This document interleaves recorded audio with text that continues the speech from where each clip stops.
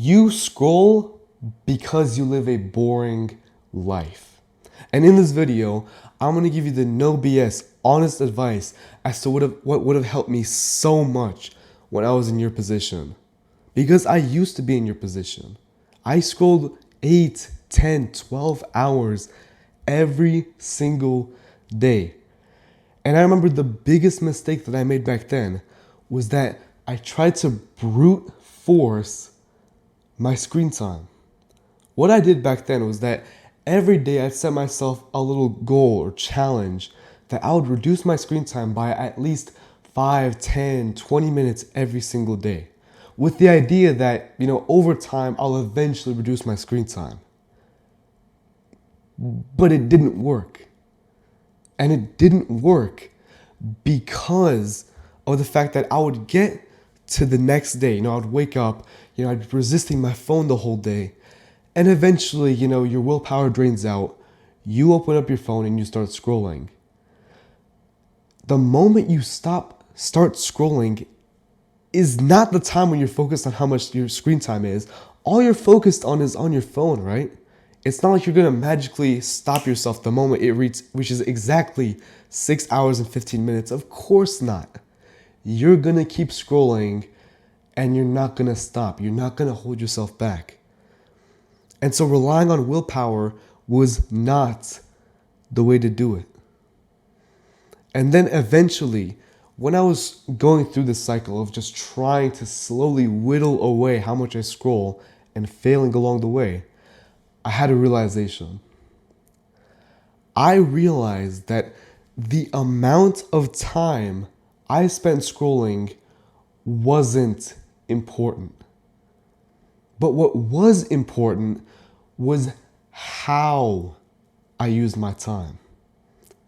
That single realization will help you more than you could ever imagine. What I mean by that is, imagine you have 6 hours of free time every single day, right? And scrolling time is included in that free time. Scrolling time and free time are one and the same, and I'll explain why. So let's say you have 6 hours of free time, again, including scrolling time, every single day. How much of that time you spend scrolling doesn't matter, because that time, that free time, is potential productive time. So if you want to do something with that time, you want to, let's say, go work out, or you want to read a book, it will automatically subtract from your total free time.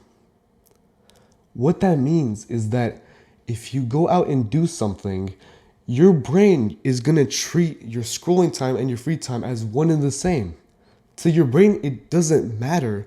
So if you want to go work out and you only have that 1 hour of free time, but then 5 hours of screen time, your workout takes 2 hours, it's going to subtract from your scrolling time.